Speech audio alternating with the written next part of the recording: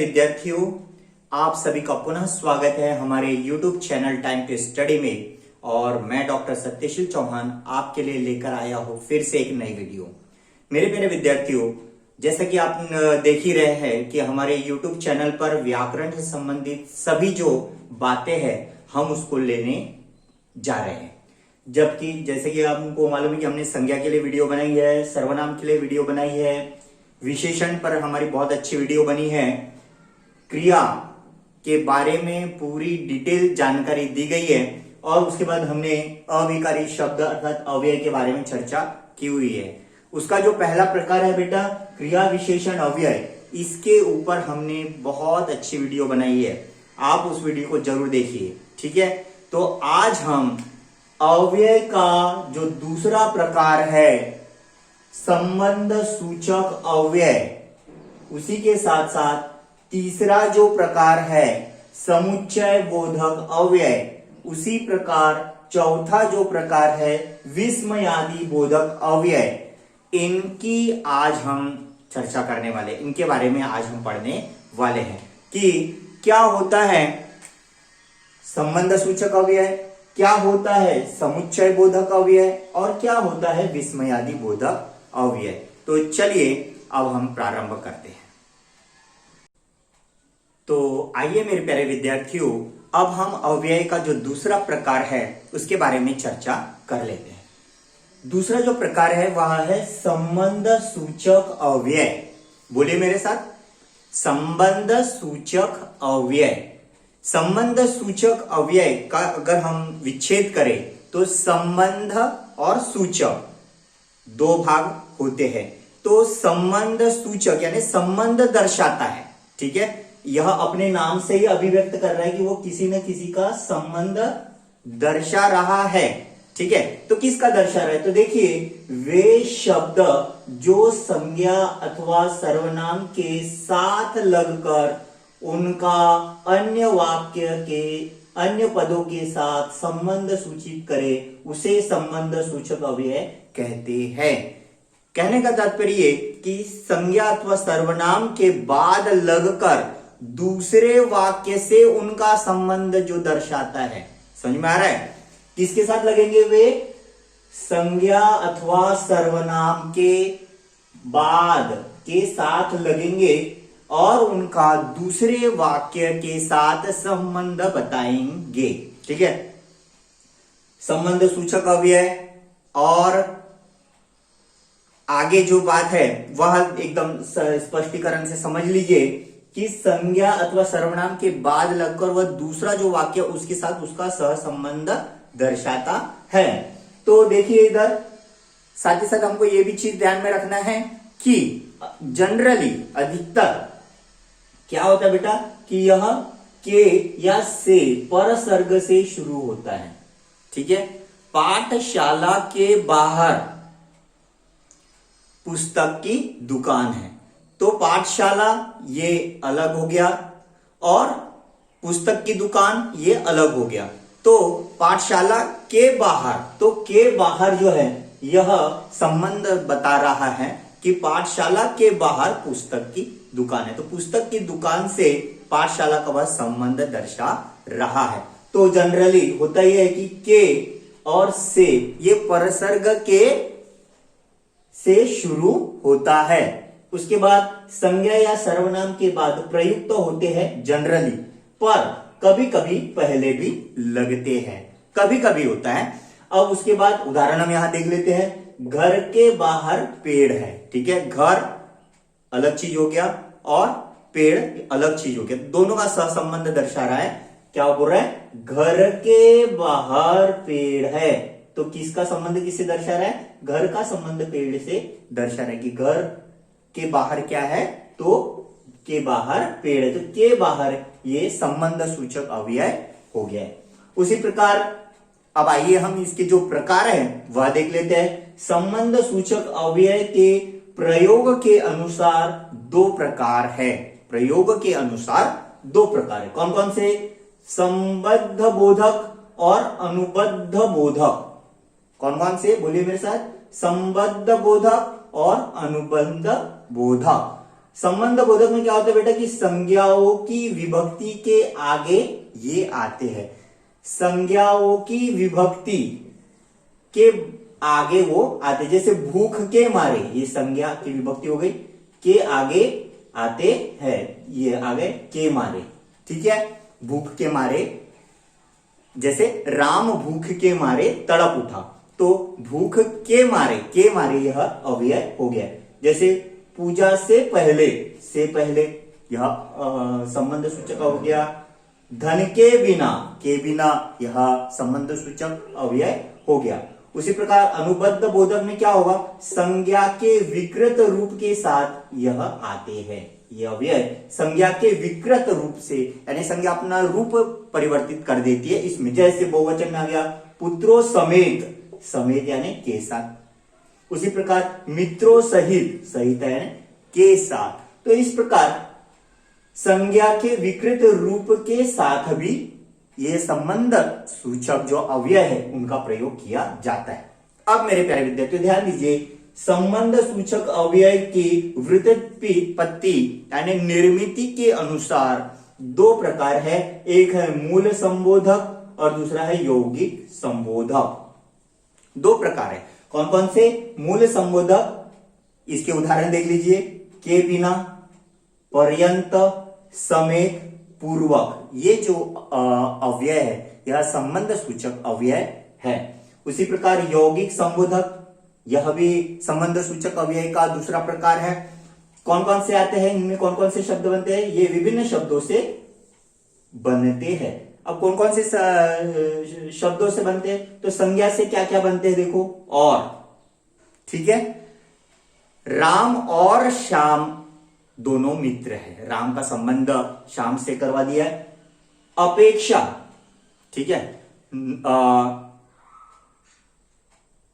कहने का तात्पर्य ये कि जब दो की तुलना की जाती है, अपेक्षा यानी तुलना करना, जब दो की तुलना की जाती है तो भी संबंध दर्शाया जाता है। उसी प्रकार वास्ते आदि, ठीक है, तो इस प्रकार से आएगा। विशेषण से कौन कौन से संबंध सूचक बनते हैं? तो ऐसा, जैसे, सरीखे, तुल्य, है ना, इस प्रकार के बनेंगे। क्रिया से कौन कौन से? के लिए, के मारे, करके, इस प्रकार से शब्दों में उसका उपयोग किया जाता है। और क्रिया विशेषण से कौन कौन से अवयव बनते हैं? तो के ऊपर, के बाहर, के भीतर, इस प्रकार के अवयवों का प्रयोग संज्ञा अथवा सर्वनाम का संबंध अन्य वाक्य या वाक्यांश या शब्द से जब किया जाता है तब वह संबंध सूचक अव्यय या संबंध बोधक अव्यय कहलाता है। समझ गए?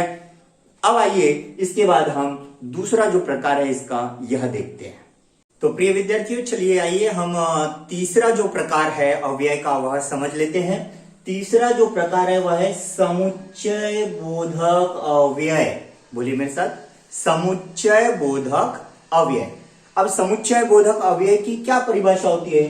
तो शब्दों, वाक्यांशों और वाक्यों को जोड़ने अथवा अलग करने वाले अव्यय को समुच्चय बोधक अव्यय कहते हैं। समुच्चय यानी जोड़ना, समुच्चय यानी होता है जोड़ना, समुच्चय यानी होता है जोड़ना। तो किसको जोड़ता है बेटा? ध्यान दो इधर, शब्दों को जोड़ता है, वाक्यांशों को जोड़ता है और दो भिन्न भिन्न वाक्यों को जोड़ने का कार्य यह करता है। बिल्कुल सही। तो समुच्चय बोधक अव्यय अर्थात शब्दों, वाक्यांशों और वाक्यों को जोड़ने का जो कार्य करता है अथवा अलग करने का काम करता है उसे समुच्चय बोधक अव्यय कहते हैं। जनरली देखा जाए तो समुच्चय बोधक के दो विविध प्रकार हैं। पहला है समानाधिकरण समुच्चय बोधक अव्यय, दूसरा है स्वरूपवाचक समुच्चय बोधक अव्यय। पर समानाधिकरण समुच्चय बोधक अव्यय के 1, 2, 3, 4, 5 ये 5 उप प्रकार है बेटा। चलो आइए हम देख लेते हैं इन 5 उप प्रकारों को। पहला है संयोजक। संयोजक यानी यह जोड़ने का काम करता है। क्या परिभाषा होगी? दो या दो वाक्यों को जोड़ने वाले अव्यय को हम संयोजक कहते हैं। संयोजक के अंतर्गत कौन कौन से आते देखो इधर, और, तथा, एवं, व। यह बीच में आकर दो वाक्यों अर्थात अथवा वाक्यांशों को जोड़ता है। उदाहरण देख लीजिए, बेल बज गई बजी और विद्यार्थी भीतर गए। बेल बजी, विद्यार्थी भीतर गए, इन दो वाक्यों को जोड़ रहा है और, तो यह हो गया संयोजक, जोड़ने का काम कर रहा है। तो इसके अंतर्गत, संयोजक के अंतर्गत और कौन कौन से अव्यय आते हैं, और आ गया, तथा आ गया, एवं और व। इन अव्ययों का प्रयोग होता है जो कि संयोजक के रूप में कार्य करते हैं। दूसरा क्या है बेटा, विभाजक। विभाजक यानी बांटता है। कैसे बांटता है देखो इधर, जोड़ कर भी अर्थ को बांटता है। दो वाक्यों को भले ही जोड़ता है लेकिन उनके अर्थों को वो अलग अलग करता है। कैसे, कौन कौन से आते हैं इसमें देख लेते पहले अव्यय। तो अथवा, या, नहीं तो, इस प्रकार है। राम आएगा या मैं आऊंगा, विभाजन कर रहा है। राम आएगा या मैं आऊंगा, दोनों में विभाजन कर रहा है। तो यह विभाजक अव्यय के रूप में काम करता है, दो वाक्यों को विभक्त करता है। तीसरा है विरोध दर्शक अव्यय। यह विरोध दर्शाता है। किससे दर्शाता है, तो पहले वाक्य का निषेध करता है। पहले वाक्य का वह निषेध करता है, अर्थात उसको, उसका विरोध करता है। उदाहरण के लिए देख लीजिए क्या क्या आएगा इसमें, किंतु, परंतु, मगर। इसके अतिरिक्त आते हैं, जैसे राम बोला तो था, राम बोला तो था, मगर, विरोध दर्शा दिया उसने। मगर इतना साफ नहीं बोला जितना बोलना चाहिए, बोला लेकिन मगर का यहां प्रयोग किया गया है, जो कि क्या दर्शा रहा है बेटा, विरोध दर्शा रहा है। तो कौन कौन से अव्यय इसके अंतर्गत आते हैं, किंतु, परंतु, मगर। समझ में आ रहा है। अब इसके बाद जो चौथा प्रकार है वह परिणाम दर्शक। परिणाम, परिणाम मतलब क्या होता है, पहले वाक्य का परिणाम दूसरे वाक्य पे। पहले वाक्य में तो कार्य हो गया लेकिन उसका परिणाम जो दूसरे वाक्य में दर्शाता है उसे परिणाम दर्शक, परिणाम दर्शक अव्यय कहते हैं। जैसे सूरज उगा, ठीक है, इसलिए अंधेरा भागा। अंधेरा भागने का परिणाम हुआ क्योंकि सूरज उगा। सूरज उगने का परिणाम है कि अंधेरा भागा, इसलिए यह परिणाम दर्शक अव्यय हो गया है। अब इसके अतिरिक्त और एक है विकल्प सूचक। इसमें विकल्प दिए जाते हैं, तुम आर्ट लोगे या साइंस, तुम साइंस लोगे या कॉमर्स। तो इस प्रकार या, अथवा ऐसे अवयवों का प्रयोग करके यह जो अव्यय है यह विकल्प दर्शाता है। ठीक है। अब इसका जो दूसरा प्रकार है बेटा अव्यय का वह है स्वरूपवाचक। स्वरूपवाचक यानी वो अपना आकार दिखाता है, स्वरूप दिखाता है। कैसा, पिछला वाक्य पहले वाक्य को स्पष्ट करता है।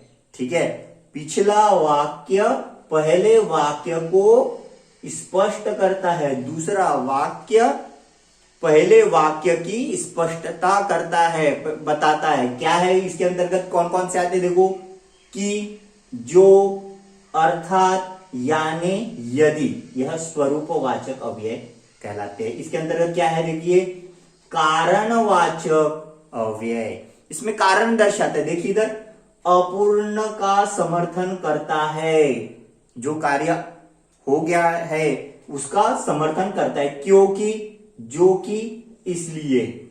इस प्रकार के कारणवाचक अव्ययों का प्रयोग वाक्यों को जोड़ने के लिए किया जाता है। अब उद्देश्यवाचक, उद्देश्यवाचक में क्या होता है, दूसरे वाक्य का उद्देश्य सूचित करता है।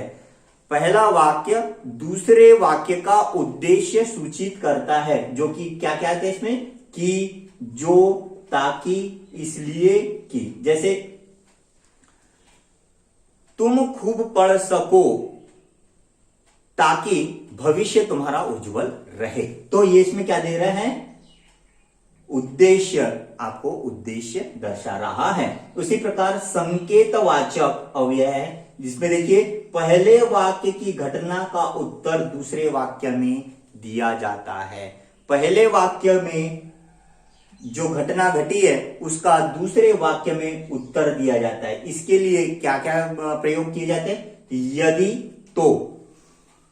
यदि तुम यदि सुबह उठोगे तो निश्चित तुम्हारा दिन अच्छा जाएगा। देखिए तुम यदि सुबह रोज उठोगे, आ गया यदि, तो इसमें क्या दर्शा रहा है, संकेत, तो तुम्हारा दिन बहुत अच्छा जाएगा। उसी प्रकार जो, तो, यद्यपि, तथापि इन अव्ययों का प्रयोग किया जाता है। तो ये सब किसके अंतर्गत है बेटा, समुच्चय बोधक अव्यय। समुच्चय बोधक अव्यय क्या होता है, शब्द वाक्यांशों को जोड़ने का काम करता है, जोड़ने अथवा अलग करने का कार्य करता है। समझ रहा है। आइए अब इसका जो तीसरा प्रकार है अव्यय का, वह हम देख लेते हैं। मेरे प्यारे विद्यार्थियों, चलिए अब आइए हम अपने अव्यय का जो आखिरी प्रकार है वह है विस्मयादि बोधक अव्यय। विस्मयादि बोधक अव्यय का अब हम अध्ययन कर लेते हैं। तो विस्मयादि बोधक, अब ध्यान दीजिए, विस्मयादि बोधक ये अपने नाम से ही प्रकट कर रहा है कि वह विस्मित है। विस्मित है ना, आश्चर्य। तो यह दर्शाता है, तो बोधक अव्यय तो क्या दर्शा रहा है, विस्मयादि। विस्मय के साथ साथ और बहुत सारे जो भाव है वह प्रकट करता है। तो इसकी परिभाषा क्या हो जाएगी बच्चों, देखो इधर, वह अव्यय जो वक्ता के मनोवेग अर्थात हर्ष, शोक, भय, आश्चर्य, लज्जा, अनुमोदन, इसको अभिव्यक्त करने वाले उद्गार को विस्मयादि बोधक अव्यय हम कहते हैं। अब आइए इसके हम प्रकार जान लेते हैं। जब कुछ बोलते बोलते या अचानक हम कुछ आश्चर्य कारक देख लेते हैं, तब हमारे मुख से कौन से अव्यय निकलते हैं, क्या क्या हुआ, है ना, तो आश्चर्य का भाव है। क्या कहा, तुम्हारे साथ इतनी बड़ी दुर्घटना हो गई। तो इस प्रकार से आश्चर्य का भाव बोध हो रहा है। सच, क्या तुम सच कह रहे हो, इसमें आश्चर्य का भाव आ गया। ओहो, अरे, यह सब आश्चर्य बोधक अव्यय है, क्योंकि ये मन के आश्चर्य को प्रकट करते हैं।